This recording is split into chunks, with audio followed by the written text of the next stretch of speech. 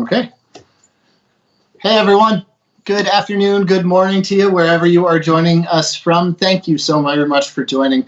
I am very thrilled to be joining you again. It has been 2 months since my last visit with you when, we welcomed our second son, a little bit surprisingly, a week early, and had to cut out. So those of you who were joining us 2 months ago on that day, July 16th, I'm sorry that I missed you that day, but we welcomed, as I said, our second son, Ambrose Lee Seaver, into this world. Happy, healthy, wonderful, affable little guy. Mama is a champion, doing amazing. His older brother, Alden, is doing incredible and taking to his new role of big brother well. And so anyway, thank you for your patience there. But I've been looking forward to getting back to you. And I know that today we've got a whole bunch of new faces joining us as well, but some old faces and names also. So those of you who've joined in the past, well, I'm sorry. Let me tell you who I am. Hi, I'm Barton Seaver. I'm a chef. I'm an author. I'm a proud parent and husband. I live on the ragged, jagged coast of Maine, the delicious, delicious coast. And, hey, here we are enjoying some really, really nice weather. And I've got to say on that note, our hearts, our prayers, our thoughts, and our efforts to help go out to all of you who are not enjoying your environment at this moment, from hurricanes and tropical storms to, of course, the fires. So we're with you, and especially a lot of my Ruby colleagues are, in fact, up in the Pacific Northwest. So we're thinking of you, and don't mean to hold sunny days over you, but hey, there is a sunny day ahead for all of us. And with that, those of you who have joined in the past know that I like to just point out something that I'm particularly thankful for. And, there's a lot to be thankful for right now, even though it is still 2020. Anyway, and one of those just, the abundance of fall. And that was sort of the topic of today's conversation, getting into the past the abundance of summer, but into the abundance of fall, the changing flavors. I am particularly fond of these today. So these are artichokes that grew past, obviously, what you would eat them as. Most people don't understand an artichoke is actually a flower, but how amazingly cool of a flower is that, right? I mean, that is absolutely gorgeous. So happen to catch these. I grow these out in the backyard on our farm. Another thing that I am very thankful for today is those of you who are gardeners know how exciting this is when you get your first seed catalog for next year. Yeah, it's like porno, basically. And you know what else is really exciting? It's the first thing that I've gotten that has that on it. Look at that. 2021, 2021. Yes, we will endure. We will get by, and there will be an end to 2020. So those are two things I am very thankful for today. So I wanted to start off with talking a little bit about one of the techniques or sort of tips that I've been using with the summer bounty for you. I'm sure that many of you are farmers market shoppers, are gardeners yourselves, or are otherwise sort of infatuated just as cooks with the bounty all around us right now. And so, you make dinner, whether it's you roast a butternut squash, roast an eggplant, zucchini. If you can look behind me, I've just got a pile of zucchini, and that's only the self-respecting pile over here. I've got another 2-foot pile on the opposite side of the counter. So at dinner, you make some vegetable side, and chunked up big 1-inch chunks of zucchini, sauteed with garlic and lots of olive oil. Throw in a can of anchovies and a little bit of chopped fresh herbs right at the very end. Toss that all together. You eat it tonight. Well, you've got leftovers, right? So what do you do with them? Well, something that I've been doing is always having on hand some baguette and just making lunch a crostini lunch. And crostinis are great because they're basically a really fun and, satisfying way to take any leftover in any amount and turn it into a satisfying meal. So that zucchini or that roasted butternut squash or that eggplant or the tomato salad, I mean, you name it. Anything you make for dinner the next day, when I am making breakfast, I simply pull out the leftovers, put them on the counter, let them come up to room temperature. Now, it's important, though, that when you're eating room temperature stuff or next day food, that you spike it with some vinegar. vinegar will re-enliven, will revive those flavors and give them a nuance that actually was lacking the day before. And simply put over some crostini, you've got a wonderful lunch. And if you don't have quite enough for lunch, well, guess what you do? You open up a can of chickpeas and mix it in together with whatever you had last night, and now you have an absolute delicious lunch. So with that, it's just a little technique that I have around the house, and feeding a 4-year-old as well as a wife and myself trying to dive back into a work schedule. Those of us also diving back into school schedules. It's a nice thing to do. So those of you who have joined, thanks again. My name is Barton Seaver. Thrilled to have you here. So let's dive into some questions. All right. From Claire W., please explain the difference between short brown rice and long brown rice. And I sub-short for recipe and wonder how it could have been different. And are other grains that have similar differences? You know, Claire, I have actually never really appreciated much the difference between those, between a short grain or a long grain, whether it's jasmine, whether it's basmati, etc. The only thing that I can say there is that short grain rice tends to be a little bit fatter and thus has less surface area to that soft, moist interior area. So if I was making something like a fried rice or a paella, something, well, a fried rice where you want that surface area because you are trying to alter its texture or imbue flavor to it, I would use a long grain. In terms of doing a paella or a risotto, something where you are cooking the rice, imbuing it with that flavor, but really developing those starches through that long process, I think you would want a thicker, fatter, shorter grain. Shorter, fatter grains are also going to be less fragile than shorter, thicker ones are going to, than longer, thinner ones are going to be. So, those are my anecdotal comments on it. From a technical perspective, I can't explain much more than that, than to say, think about what the ultimate purpose of that rice is and what your culinary technique applied to it is, and then choose the rice accordingly.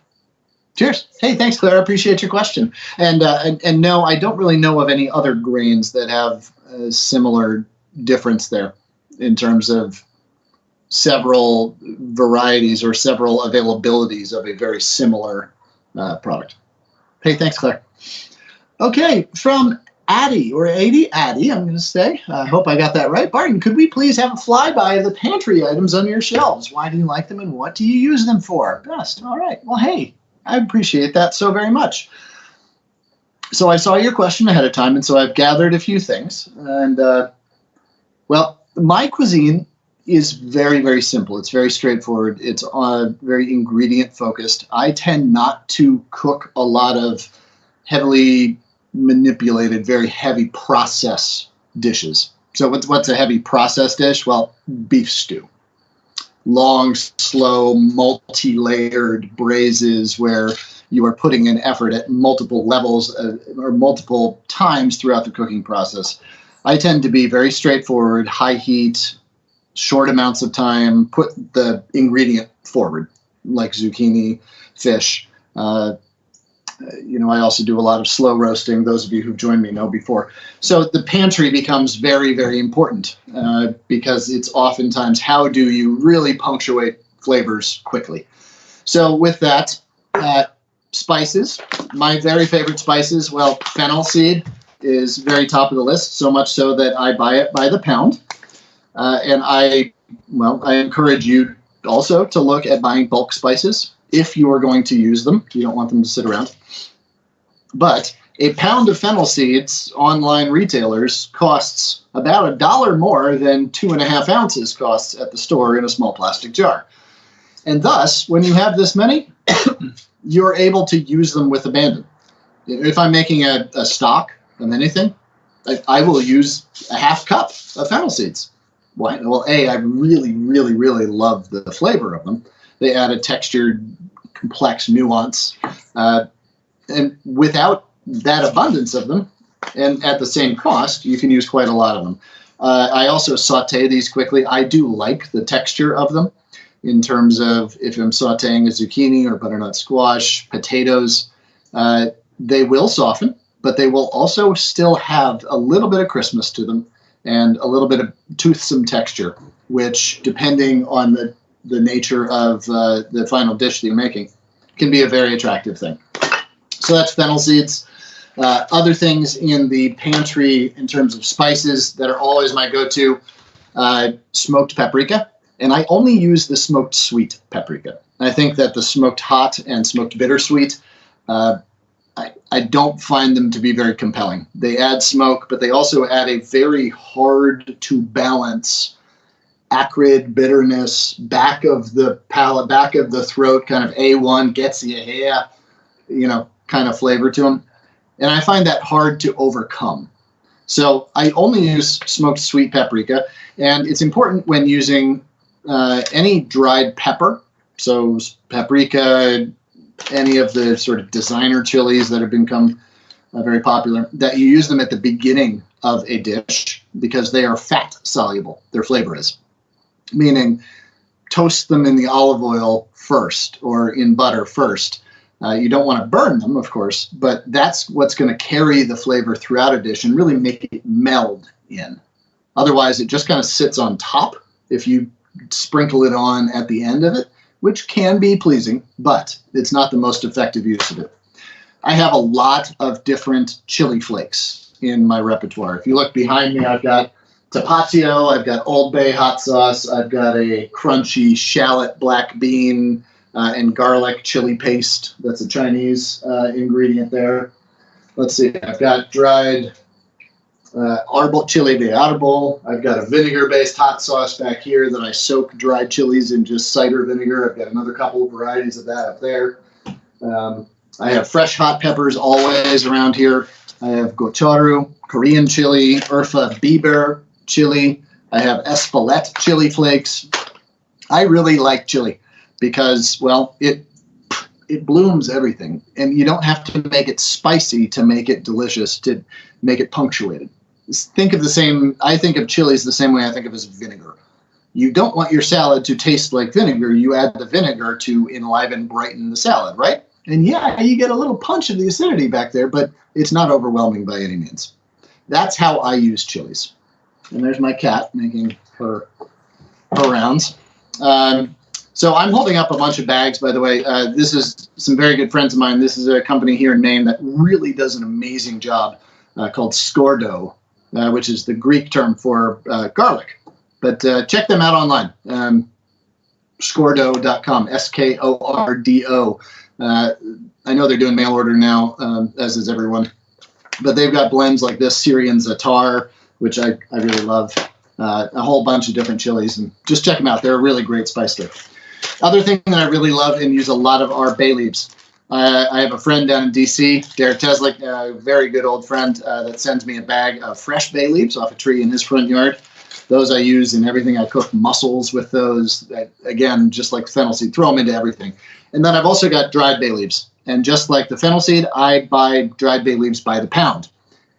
By the way, a pound of bay leaves comes in a 1 gallon bucket. And yes, I give a lot away to the neighbors, but I also use a lot of them, and they add that really sensual, woodsy, seductive flavor to the background of things. That's really a very mature flavor and helps to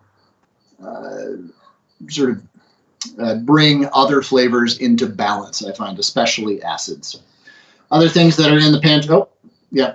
Another chili pastes is another thing that I have in the pantry. This is the Trader Joe's Italian bomba sauce, which was available for a limited time.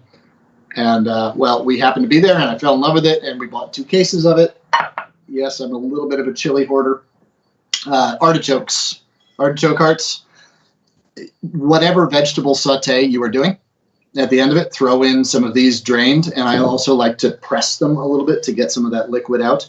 That liquid is great for cooking beans or boil, throw it into your pasta water or whatever, so don't waste it. But throw these into the end of any vegetable process. It's absolutely great. Castelvetrano olives, just a jar of whole pit in olives. I really like. I like olives that have a not a briny flavor to them, but still have that fatty richness to them. Castelvetrano is my favorite. Let's see what else. And then for those of you who have joined us before, you know that I have a fascination, even maybe a culinary fetish, one might say, with canned seafood. And if you look behind me up here, you see my collection. These are Roland brand smoked anchovy fillets in oil, which are absolutely great on their own, just on crostini. Next to that, I've got a couple different brands of just regular anchovy fillets in oil. I use those at the beginning of anything, whether it's a marinade for lamb, vinaigrettes, sauteing zucchini, sauteing winter squash. I mix them with mayonnaise and Parmesan cheese and toss that with any vegetables that have been cooked already, anything coming out of the oven like potatoes. A mixture like that is fabulous. Dice them up and never, ever throw away the oil in the anchovy tins. It is fabulous, and they are good for you. They help to season everything. I also always have lots of different kinds of tuna and canned salmon around. I'm a big fan of canned pink salmon, as well as tuna in olive oil. Always look for any sustainability logo. The Marine Stewardship Council logo is a great thing to look for on your canned tuna. All canned salmon is a great thing. And when I buy canned seafood, I always buy it with in the oil pack, because the water pack, well, the water in it is useful to boil potatoes or to put in your pasta water. But other than that, it usually just goes down the drain, right? Or to the cat. She loves it.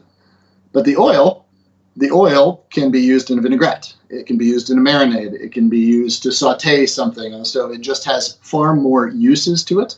And hey, you've already bought it. It's got omega-3s in it. It's got lots of flavor.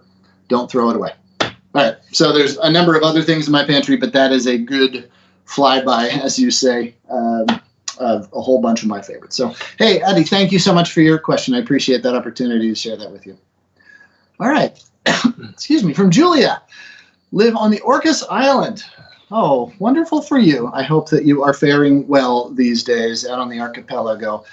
Group of intelligent people are trying to get some kelp farming and sustainable sea farming amongst our islands. Any contacts, suggestions, involvement you may want to have would be appreciated. Wow. Well, thanks, Julia. I appreciate the outreach on that. I'd love to connect offline. If you can, let's see, is my email up there? No, my email is Barton, Barton, at forcodandcountry.com. That's the name of my first book. Please reach out to me there. I'd be happy to chat more about kelp. Very sustainable, a wonderful thing, and something that we as culinarians need to support the sustainable farmers in learning how to put more of it on our plates. So, Julia, thank you. What is a non-alcohol substitute for Madeira wine? Christine, good question. Verjus would be about my... Verjus would be a good substitute for that. Verjus is unfermented grape must. So these are wine grapes. So they're going to have that maturity of that winey flavor, not Welch's grape juice flavor. It adds sweetness. It can add some acidity. But Madeira is known for that sweetness. So that would be a good substitute. You would want to add some punch to it, though. Acidity, whether it be a dash of vinegar or some lemon juice. And then another substitute would be to get that nuttiness, that richness to it that Madeira has. Try mixing a little bit of red wine vinegar, water, and maple syrup together. Maple gives you that unctuousness, that richness, that toastiness, and the red wine vinegar will add the punch to it, and the water to blend it all together. So you wouldn't need to make much more than just what you could mix with your finger in a bowl, however much you need. So I hope that helps. Thank you. Appreciate you, Christine. All right, from Jill. How do you clean mushrooms? Adding water makes them absorb the water. Do you use a towel method? Yes. Depends on the mushroom. So if you're talking about a Kennett Square, Pennsylvania, purchased mushroom off the shelves, just a paper towel is fine. Why mess up a a dish towel, just wiping the dirt off. The other thing is I am not overly concerned with getting every last speck of dirt off of them. So, yeah, just a paper towel. I do not use water. In very, very few circumstances would I use water because, as you mentioned, they absorb all that water. And the purpose, and the technique of cooking mushrooms most of the time is to saute them or to apply dry heat, trying to get moisture out of them. And so you're just going to end up in a steaming process if you soak them too much. If you're talking about a foraged mushroom like a morel, or a chanterelle, morels in particular that can pick up grit and sand, those I do soak, and I soak them the day before. And I swish them all around and let the sand decant off of them, swish them all around, and then put them on a paper towel and let them sit out overnight, potentially even with a fan on them or just some airflow. So plan ahead on that. But in terms of getting pine needles out, things like that from other foraged mushrooms, I would just use a paring knife, put on a good jazz album, pour yourself a nice glass of red wine, and set to it. It's just part of the process. So, I mean, if you spent the time foraging or had the, appreciate the aspect of foraging enough, adding in just a little bit more time to clean them right and enjoy it shouldn't be too much. So, hey, I hope that helps. Thanks, Jill. I appreciate your question. Verjus is not alcoholic, correct? Yeah, that is true. It is unfermented grape juice that would be bound towards winemaking. So oftentimes from the same grapes. So you can find Pinot Noir grape, Verjus, Sauvignon Blanc, Verjus, etc. So check those out. All right. Hi, Barton. When making a cheese and tomato pizza with fresh tomatoes and mozzarella, I've noticed during the baking process liquid seeping the top of the pizza, making it soggy. Presume as the cheese, is there any way to combat this? From Rosalind. Hey, thank you for your question. So it is both the cheese and the tomatoes. So if you're doing a sliced tomato, a tomato is 95% water. I don't know that exactly, but it is like watermelon. It is a vessel of water, like most living things. So one way to do that is to slightly oven dry tomatoes prior to. Just lay them on a sheet tray with a piece of parchment paper and put them in a low oven. That's going to help concentrate the flavors while evaporating some of that moisture, but you're still going to get that fresh tomato flair that you're seeking. Otherwise, just use a canned tomato or a tomato sauce, right? So doing that can help. Also, pre-salting them can help. Salt is a humectant and draws moisture towards it. So if you salt a slice of tomato, it will exude liquid, and you can simply just pat them dry. So put them on a layer of paper towels, salt them, let them sit, and then pat them down. You don't want to crush them because you still want the structural integrity intact. In terms of the cheese, mozzarella in particular can sort of weep a little bit.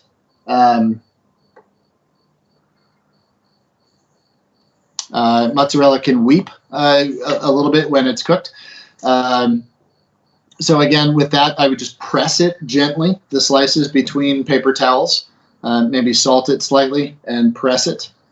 You don't want to crush it, but the other thing is also to then add it not all the way through, not add it at the beginning of the cooking process, because with the mozzarella, all you want to do is just warm it through. You don't need to cook it fully at all. So, okay. Thank you for that, Rosalind. Rosalind, maybe. From Ruben. In your opinion, what's the best type of steak? Well, go in a different direction. Mine is filet mignon. All right, that's the first of three questions. So my favorite steak is going to be the hanger steak, skirt steak, some of the cuts coming out of the shoulder that are going to have more flavor. So flavor is built by activity in the animal. Tenderness is built by a lack of activity in that muscle. That's why filet mignon is so tender, is because it is a muscle that lines the backbone right here, actually a little bit down towards the sirloin. And this doesn't get a whole lot of action. They're not doing sit-ups or lifting, throwing hay bales or anything else that makes those muscles strong. So you trade flavor for tenderness. Now, a filet mignon is a flavorful steak and can be quite good. However, I like the slightly more flavorful steaks. Those sort of butcher cuts, the non-primal cuts are my favorite. They have the most flavor while also delivering a pleasant, steaky chew. Now, to me, I eat very little red meat.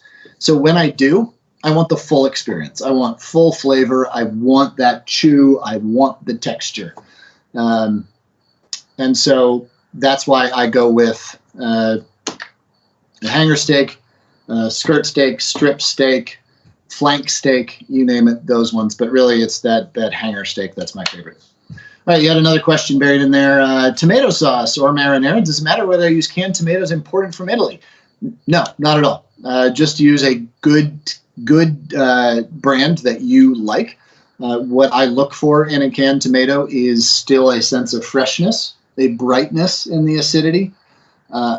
Oftentimes they're sitting in a tomato juice, which it's not tomato liquid. It's really almost a reduced tomato puree. That I don't like so much because, well, it's just heavy in flavor. And if you're doing a Sunday sauce, Italian-style gravy, absolutely, man, that's great for it. But I look for brightness of flavor. I look for intact tomatoes that are ripe all the way through. The advantage to the Italian-style tomato is that when you look at the San Marzano, the DOP, Denominación de Origen Protegida, what you're getting is a tomato that was grown in a particular soil and so has a particular flavor profile to it that is bright. It has a real minerality to it that just does beautifully in sauces and holds up its flavor after long time cooking. And that's what you want. You don't want a tomato to just reduce down into mush, sort of ketchup flavor. You still want it to be bright and light. So yes, Italian brands tend to be very good, particularly Muti, Progresso, but you don't need to spend the extra money necessarily. All right, and last one, what makes gourmet food better than fast food? Gourmet food, I'm guessing you mean food that is produced with care and purpose and respect for the ingredient, as opposed to fast food, which is produced for convenience and for time and for mass market. You know what? I'm not going to sit here and rail against fast food. There is a place for it, especially in our busy modern lives. It is not what I prefer to put into my body because I prefer supply chains, well, to lead me back to a producer that is in concert with the seasons and not just working towards a mass volume at lowest price, which fast food can tend towards. So in that way, I think it's ultimately from how the ingredients start all the way through the intention of the process of cooking and the purpose of feeding with love and care and kindness. That said, there are fast food outlets that do a really good job of sourcing. Chipotle, top of mind. There's some great fast food, seafood places that are doing a good job. So this is not to vilify fast food by any means, but yeah, that's one difference. But there are entire books and college courses taught on that topic. So, all right, Ruben, thanks for your questions. From Mark, what's your favorite recipe for heirloom tomatoes? Great question. And by favorite, you mean trying to pick. It's an impossible thing. So I'll share a couple with you. So I just happened to, just before we went live here, I went out in the garden with my 4-year-old. We needed an activity. So this was just a cursory pass through the garden over just a few plants. But I've got these the Sun Gold cherry tomatoes, which are not necessarily an heirloom, but they are worthy of our plates for sure. I've got some green ripening tomatoes here that have a nice acidity to them, a crunchy texture. I've got a new one that I'm trying this year called a Sunrise Bumblebee, which is this beautiful yellow and red. It's a yellow tomato with all of the acidity of a red tomato. I've got a whole bunch of others in here. But I prefer the cherry tomatoes as I grow here, or the smaller tomatoes, because quite frankly, in Maine, it's a lot easier to get smaller tomatoes ripe. I've got a couple of heirloom slicer varieties that I do as well, Cherokee Purple among them. But a couple of things with cherry tomatoes, sun golds in particular. I take a clove of garlic in a whatever sort of container you can shake up. A clove of garlic on a microplane, olive oil, a bunch of sun golds sliced in half, salt, olive oil, throw it in there and just shake it up. And you basically made a sauce, whether it's a vinaigrette, whether it goes over a piece of grilled chicken, grilled fish, etc. It's absolutely fantastic as a sauce. It's great as a salad if you make it less oily, less saucy, and more chunky. But my favorite way to serve cherry tomatoes is over fresh house-made cottage cheese. And this is a recipe I got from a wonderful friend of ours, Vicki Ray, who has a wonderful book out there. Her name is Vicki, last name Ray, R-E-H. And she's got a wonderful cookbook out about cooking at wineries with the families behind the vintning. And she makes a cottage cheese that is milk brought up to, I forget the temperature, and then it with lemon juice or vinegar and then left to simmer out and cook. And then the curds are separated and then mixed with some heavy cream or half and half. And that is just absolutely my favorite. It is the most quintessential summer dish for my wife and I. Otherwise, slicer tomatoes, serve them simply dressed with sherry vinegar. I think if you're going to go through the trouble of buying this really great or growing this really incredible tomato, there is little that really makes tomatoes better. And I just prefer to eat them on their own. Sherry vinegar and tomatoes are the very best combination. Most vinegars work well, but sherry vinegar in particular. Just a couple of drops of olive oil. And that's really it in terms of how I choose to eat heirlooms. When it comes to just basic summer fresh, ripe, wonderful, sweet tomatoes, gazpacho, of course, is amazing. Mixing them with peaches, sliced just before ripe, fully ripe peaches with some cilantro and thin shaved red onion is a really great way to eat them as well. So, again, you could teach an entire culinary course just on tomatoes, but there's a couple of ideas. Hey, thanks, Mark. I appreciate you joining today. All right, Mary, I'm enjoying your classes and your teaching style. Hey, thank you for saying so. I appreciate the compliment. Would you highlight what you think are some of the best ingredients for veggie burgers? Any recipe ideas? Yes, I do. All sorts of bean leaves on me from out in the garden. So in one of my books, my second book, This Is Where There's Smoke, this is the best book I will ever write. It is by far my favorite. It is now out of print. We sold about 17,000 copies of it. So it's still available, but in here I've got a recipe for a veggie burger, and it is taken from or inspired from a restaurant named Houston's that was around for a long time. They're still around. They're not called that though, all over the country. But the basic mix on it is walnuts, prunes, beets, brown rice, black beans, and oatmeal. So again, walnuts or nuts, prunes, beets, black beans or beans, oatmeal, and rice. Now that's all then flavored with vinegars, a little bit of paprika, what else in there, and then bound with an onion. So that's my version of it. Veggie burgers can be tough to make in ways that really hold together and that give you that really beefy, burgery texture to them. So I actually don't try to go for beefy texture. I'm eating a veggie burger. That's okay. I'm okay with that. Let it be a veggie burger. It's going to be a little bit crumbly, but I like sweetness in them because that's going to allow for the caramelization from high heat, especially over like a wood grill or something or charcoal grill. You want that caramelization, that depth of flavor. So a little sweetness in there. Prunes are a great way to get that. Dried apricots are a nice way as well. And also, these are ingredients that help to absorb some water. And so they help with that structural integrity. So there you go. Thanks, Mary. I appreciate the compliment and for you joining. All right, from Star. Hi, friend. Nice to see you again. Thanks for giving your time. I've been told to oil the grates rather than oiling the vegetables, etc., on the barbecue to prevent sticking. What's my opinion? My opinion is to oil the vegetables. You should have a clean grill grate, but to have oil on the grill is just, you're just going to burn the oil and not have much control over that. And this is different than a saute pan when you want the saute pan to be the vector for the heat, right? And the oil is a means to transfer that heat most effectively and prevent sticking.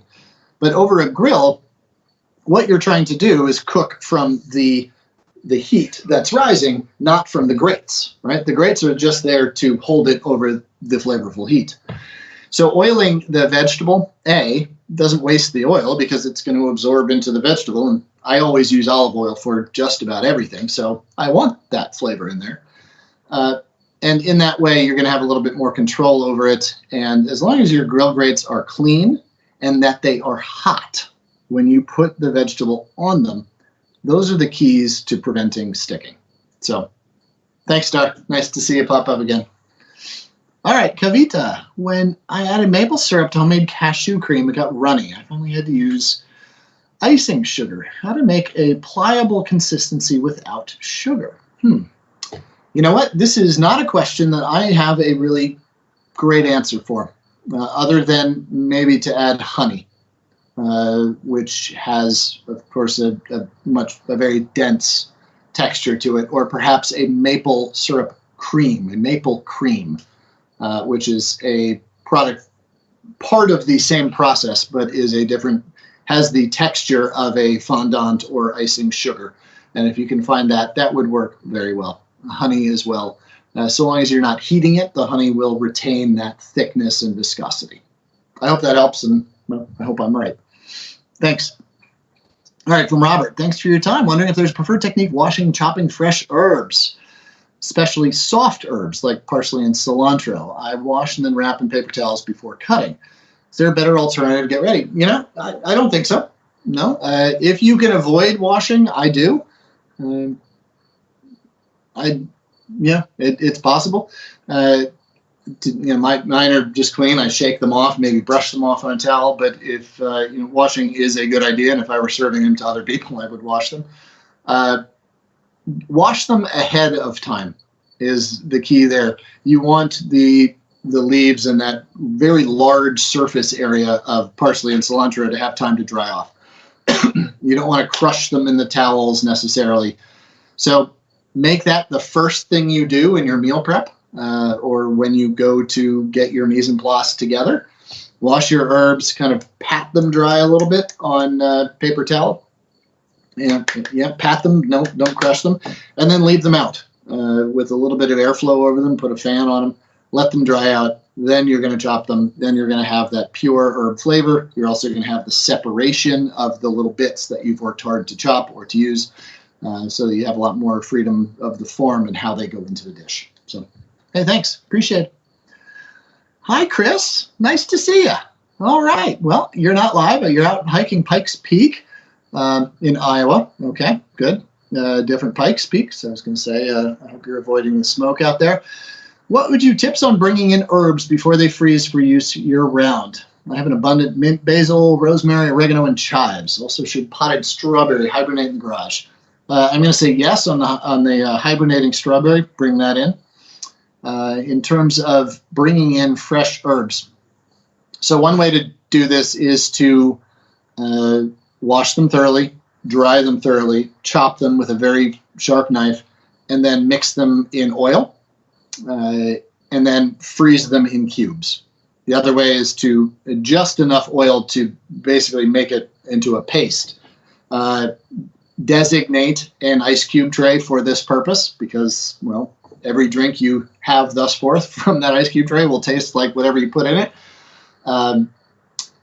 Make that paste out of the chopped herbs, and then freeze them into cubes, and then take the cubes out of the trays and just put them in bags.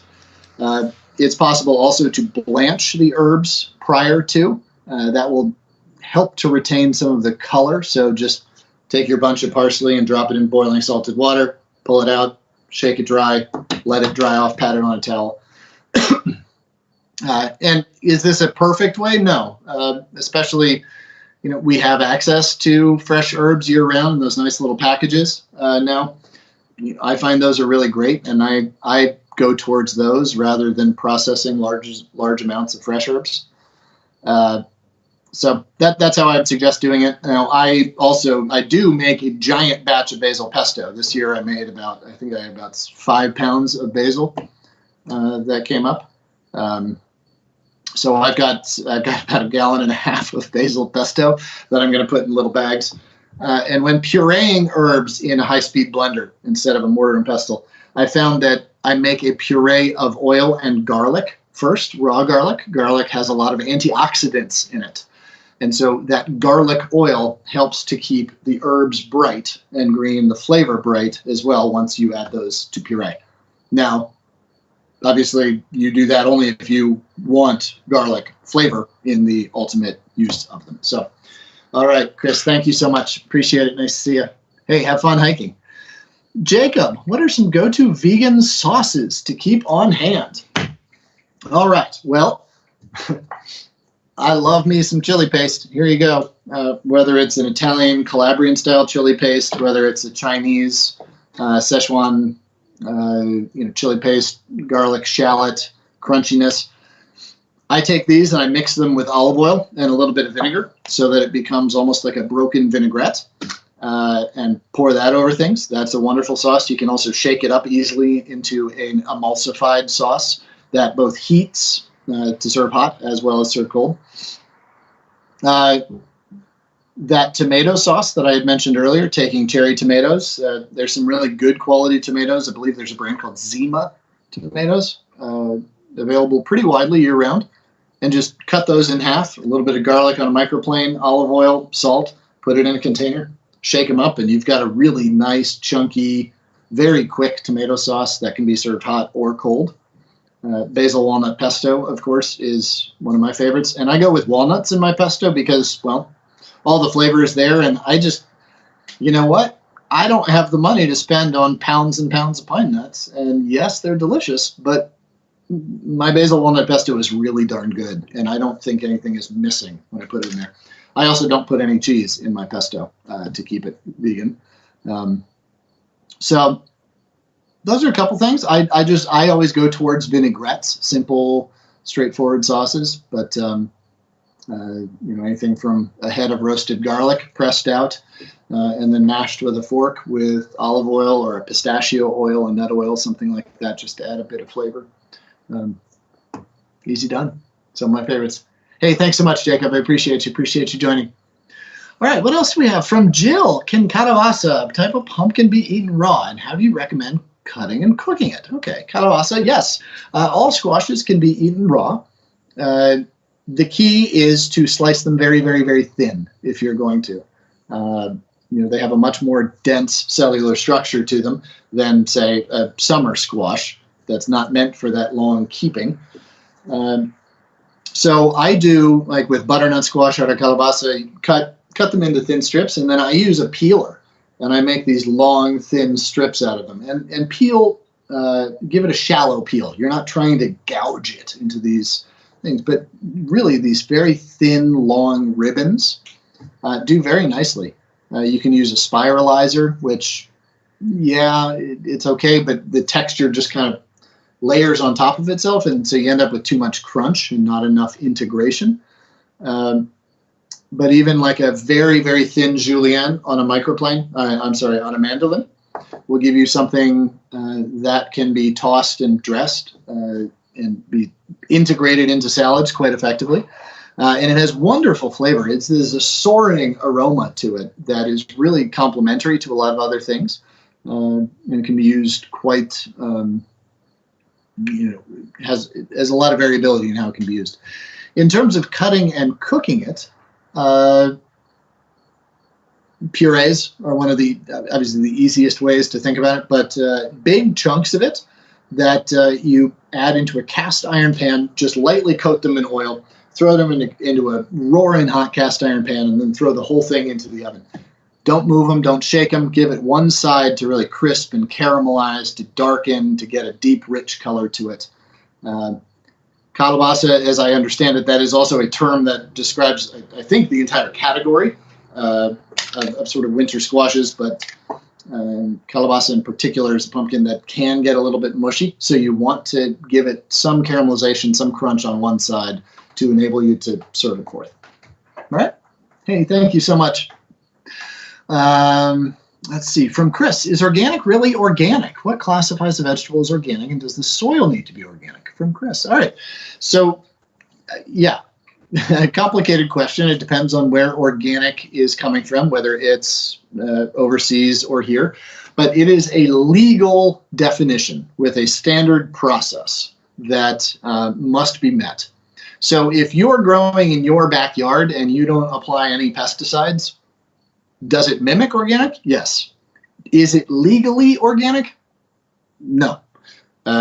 Because organic is a legal label. That doesn't mean that what is organic at the farmer's market and legally labeled as such is any different than what you've got in your backyard. But it's important to just understand that though that term is used loosely, though it has that strict definition. And so is organic organic? Yes, it is grown in ways that are in keeping with the organic standards, that some allowances are made for various applications for farmers and with particular products that will allow a farmer to actually bring these to market in any scale. So it is a bit of a complicated question. Does the soil need to be organic? Yes, there needs to be a proven track record. I believe that 7 years without any applications of banned substances from that organic list. So yes, there is an incorporation of the idea of soil health. That soil health is then part of, well, if your soil is healthy, then you don't have to fertilize or you don't have to use pesticides because you are using integrated pest management. So yes, organic describes a system, not just an equation, if that makes sense to you. So, hey, thanks. Appreciate it. From Andrea, what are the pros and cons of using a microwave steamer versus a stovetop? You know, Andrea, I actually don't know what a microwave steamer is, so I'll just answer this question. What are the advantages of steaming in a microwave versus steaming on a stovetop? I don't really know, other than the microwave is faster, but I have seen some anecdotal or rather non-rigorous scientific evidence that microwaved foods don't have the same nutritive punch to them as do more traditionally prepared foods. My goddaughter, I think, did a science fair project in which she put half of a sweet potato in water that had been microwaved and half a sweet potato in water that hadn't been microwaved. And this one, the microwave water didn't actually grow the potato. I didn't see it. So again, I'm speaking anecdotally without any scientific rigor behind what I just said. So please forgive me, but I just don't know. Sorry. Hey, thanks, Andrea. I appreciate your question. Nice challenge. All right, from Sandra. Hi, friend. I love to make paella on the grill in the summer. Mussels and clams can be mediocre in the Midwest. What should I look for, frozen or fresh? Well, fresh clams and mussels can be found in very high quality anywhere. And to look for good quality fresh ones, look for those that have shells that are unbroken, that are tightly closed, and that have the appearance that they are moist. You don't want them to look dried out or any broken ones or any gaping shells. So if they're also thus stored on ice in the store, that is a good thing. There's also a shellfish tag that is required to be sold alongside any raw shellfish, any live shellfish, that says exactly when it was harvested. And you can ask to see that tag. And they have to, by law, provide that for you. So that's one way to check for quality live. And then once you get them home, you use them fairly quickly. Though they can store for many, many days, even over a week. In the Midwest, you're talking about maybe a slightly longer supply chain to get them to you. So use them a little bit quicker than, say, here on the Maine coast. In terms of frozen, I absolutely recommend frozen. There's very, very high quality frozen shellfish out there, typically sold sometimes pre-cooked, almost always pre-cooked, and that's not a bad thing.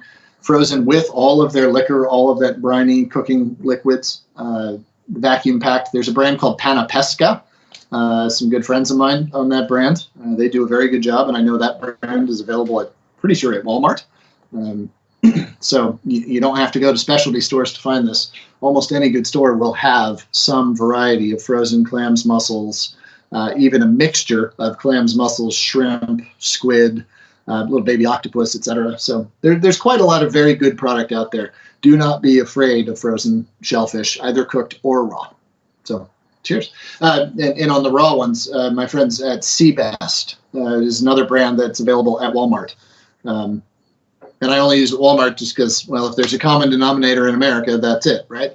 So high quality products, both raw and cooked, raw oysters, raw clams, as well as cooked clams, I believe they have. So check out those two brands, Panapesca and Seabest. I like them both very, very much. So, hey, cheers. Thanks. And yeah, paella on the grill in the summer. Yes. Good, good, good. From Hilda. Hello, friend. Thank you for joining again. Greetings, Papa Barton. Hearty congrats to the four of you. Thank you so much. It's nice to have friends. What's the safest way to quickly defrost a 3-inch cod steak for unexpected guests? Well, I would say there's two ways to go about this. One is I can't recommend it for you, but I do it in my own house. So I hope my liability on this, I'm not recommending it to you. I will tell you what I do, though. I leave it on the counter. Just a couple hours is fine with me. That is not technically good food safety practice. So again, I cannot recommend it to you, but it is what I do. Now, how unexpected these guests are, if you're talking unexpected, like ring, I'll cook it from frozen. Hilda, just throw some, knock off any moisture that's collected, any ice crystallization on the outside of it, pat it dry with some towels, paper towels, salt it, and then throw it, as I do, Hilda, put it in your toaster oven. Low, slow, there you go. Just let it cook very low and slow. I'm talking like 250 degrees. Yes, it'll take an hour, but so will thawing it in any way other than the microwave, which I do not recommend just for quality reasons. So, and then you've got a very nice cooked piece of cod, and hey, if you're just throwing together a potato salad or something, or you open up a can of roasted red peppers, throw some olives in there. Hey, back to the pantry question. Throw some olives in there, some artichoke hearts. You've taken the water and you boiled some potatoes in the water from the artichoke hearts. Mix all that together, and then take some cod that you pulled out of your toaster oven. The whole thing takes 45 minutes to an hour. Flake your cod, a little bit of sherry vinegar, some olive oil. Flake that over top of your potato salad. There you go. That's a really good dish, and you don't have to make it the cod the center of the plate in a typical American sort of style entree portion. That would be another good way just to think about it. How do I get this thing cooked quickly? Well, you serve it like that would be another way. The other way would be to get a cleaver, chop it in half. There you go. Now you have 2 1.5-inch thick pieces to thaw out, and that'll thaw quicker. Hope that helps, Hilda. Thanks. All right. From Christina. Another one from you. What's the best fish to grill, and how do you keep it from sticking, and when do you try and flip it? All right, Christina. We've got whole episodes on grilling seafood. I urge you to go back and check them out. But things that I like to grill are fatty fish. So bluefish, mackerel, salmon, trout, swordfish, things that have some structural integrity to them, things that have some fat that are going to self-baste themselves. And then the method that I use is indirect grilling. And here's the key. You asked when do you flip it, Christina? I don't flip grilled fish. Try and use fish with the skin on, because the skin is going to provide structural integrity. Whether or not you eat that skin is up to you. But to me, I do eat the skin on the grill. So oil the fish, not the grill grates, salt it, and then I have my grill. I use charcoal, and I set it up with 2 heat zones. 0 charcoal, all my charcoal. So here's all my embers, and here's a part of the grill that has a lot lower heat. So I put the fish over the high heat, skin down. And after a couple minutes, as soon as that skin begins to char, I don't move the fish. I move the whole grill grate, right? Why move the fish if you can just do this? And then I put the top on the grill. And what that does is it gives you that sexy charred flavor from below on the skin from searing over the high heat. But then when you put the cover on, you get all that slow ambient sort of rolling heat, flavorful heat from the grill to cook it like an oven, so that you have a lot more control over it. You have this lower, slower grill part. But then the other great advantage of this is that I now have my hot part of my grill available to cook my shishito peppers or whatever else it is that I'm grilling tonight to make a whole meal. So in that way, you both effectively use your heat, but you also effectively feed your family and not the fire with the fish, because you're not trying to flip it over, mark it, grill it. If you are going to flip your fish, and this is another just tip across the board, whenever you put the fish on the grill, before you put the fish on the grill, think about how you're going to take the fish off the grill. So grill grates, right? They run this way or that way, whatever. They run their parallel lines, right? So if you're going to put your fish on the grill like this, like it's a long fillet of fish, how are you then going to take it off? Well, you're going to have to go under it, right? And you're going to have to go through each and every one of these. Well, all of a sudden the grill grates are an obstacle. So if here are your grill grates, where should you put your fish? Like that, parallel to the grill. So that when it comes time to take the fish off, what do? You slide your spatula, pushing against the grill grates, and you slide right under it. You use the grill to help you get the fish off the grill, right? So always think about the next step in cooking before doing the step at hand. All right. Thanks, Christina. And again, please go back and check out some of our other live events that we've done on grilling. Grilling is my favorite way of cooking, so we've done quite a few of those. So check them out. All right. Thanks to you and other chefs for your time expert advice. Simple cabbage soup recipe calls for the tomatoes to be seeded. What's the reasoning for this? I heard that tomato seeds are not good for you. Can you shed any light? I actually don't know if tomato seeds are bad for you. I don't think they are. I've eaten millions, I'm sure, in my life. I'm still here and relatively intelligent, mostly intact. So anecdotally, I'm your walking proof.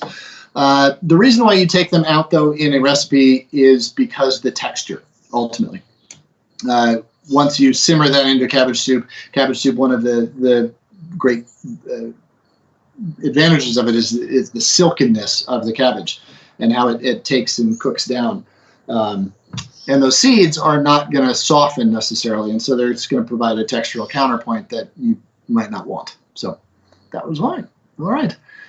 From Susan, I love the course. I have 2 burning questions. Can you help me understand the term foil when used as one of the ingredients understand the term foil when used as in one ingredient acts as a foil against another ingredient. I need help understanding how to balance flavors. Okay. So foil means not to disagree with, but to marry together. So it's not foil against so much as it's to provide balance. It is the yin-yang approach to things. If you have salty in a dish, you want a sweet component to at least smooth out the edges of that saltiness. Sweet, sour, same thing. You can go either on the sweet side of sweet sour or the sour side of sweet sour, but that balance there, basically what you're trying to do is when you add sweetness to sour, just to the point where the sour begins to feel right and it doesn't stand out from the dish, but rather it becomes a principal component of, a principal personality of. You never want any one ingredient to be it, or any one taste sensation to be it. So when you talk about ingredients acting as foils, what you're really talking about is basic taste sensations acting as counterpoints to other basic taste sensations. Sweet, salty, sour, bitter, umami, which is the fifth taste of the mouth-filling richness. Think mushrooms, think soy sauce. So think of it not as an ingredient, but rather a culinary experiential component of the dish, matching, mimicking, balancing out another one. So it's not ingredient for ingredient, rather than purpose for purpose. I hope that helps. It's a big philosophy in cooking to talk about balance, so I hope I did that justice. So there's whole courses, again, just on that topic. So, hey, thanks, Susan. Appreciate you. From Catherine, glad to have you back. Well, that's nice to hear. Appreciate it. What are the best tips and tools for easily descaling fish? All right. If I can find.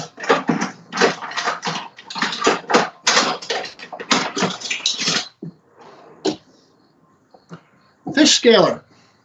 There you go. This is a tool that I found down in Chinatown. You can find it at most Chinese specialty stores that I've been into. It's simply a wood handle with just a scraper on the end. And you use it to scrape up the fish, always holding the tail moving towards the head, watching out for fingers and fins, so you don't want to spike yourself on any of the fins. If you don't have one of these, the back of a knife works just fine. And if you're not using the back of a knife, then a spoon. Yeah, right? I mean, kind of does the same thing, right? Look at those two, right? I mean, this one is cheaper because you, I'm sure, already own a spoon. Is this more effective? Yes, it has just a little bit more grip. It helps. It's just faster, and you don't have to put any pressure on it, because what you're trying to do is lift the scales, not slice between the scale and the fish. You don't want to press the fillet. So something like this that has a lot of grip and can pull up on the scales is preferred. There you go. All right, Sharon. Hey again, friend Sharon. Thanks for doing the open office hours. Suddenly cooking for a lot of people, and I need to put together fresh menus every day. What's the best way to structure menus? Is there a book on menu building I can check out? Sharon, I'm going to ask, let's see, table that question. Can you tell me how many people you're talking about when you're talking about suddenly cooking for a lot of people? Because if you're talking 6 to 10, that's different than 20 to 50. It's different categories of books. So maybe you could answer your own question there, and we'll come back to this one. So Nancy. Hi, Nancy. Your first time at the event. Just loving it. I appreciate that. It's kind of you. Where's the best place to purchase heirloom non-GMO vegetable seeds? Cool. Okay. There's a whole lot of places. Fedco is my favorite. Fedco.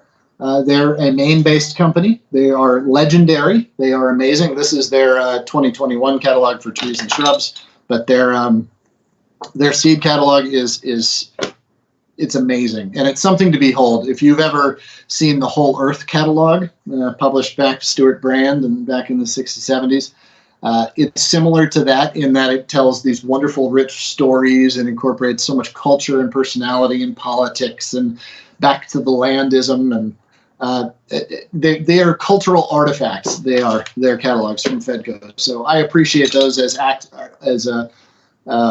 works of literature as much as for the buying the seeds. Another Maine company that's very, very good is Johnny's, Johnnys, Johnny's Seeds. Let's see, I am forgetting the other one that I use. Yeah, well, you will find everything you need from those two alone, Johnny's and Fedco. Proud to support Maine brands myself. Yeah, if you Google that also, you'll find a whole lot. There's another one is Park Seeds that I really like, but yeah, that's more than enough to get you started there. So Hey, I appreciate that you're diving into the gardening and diving and paying attention to the source of your seeds. That's awesome. And thanks for joining. Really appreciate having you. Okay, Sharon, back to you. Hey, I'm glad you're still with us. 8 to 15 people. All right. Any books that I would recommend specifically about that?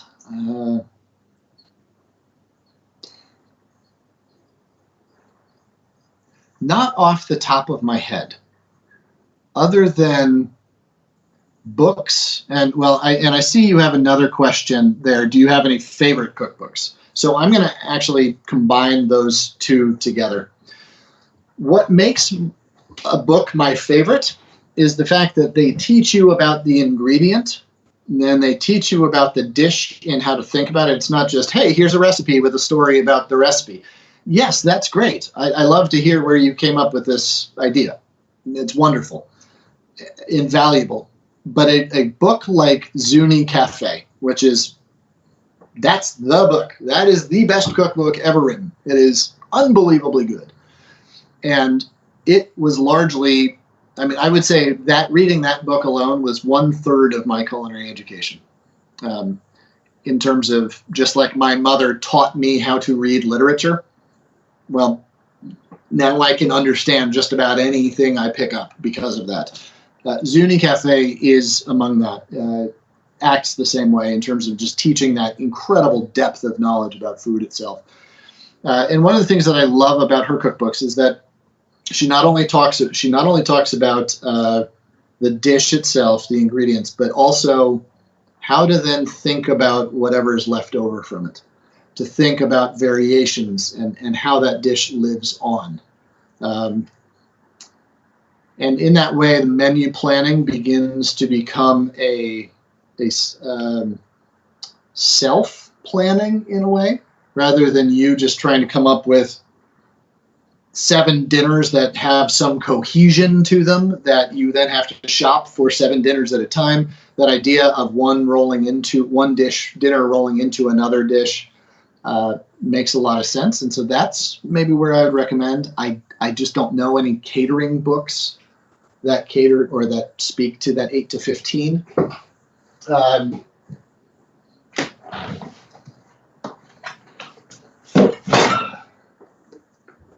The other book that I absolutely adore is that Jeremiah Tower Cooks.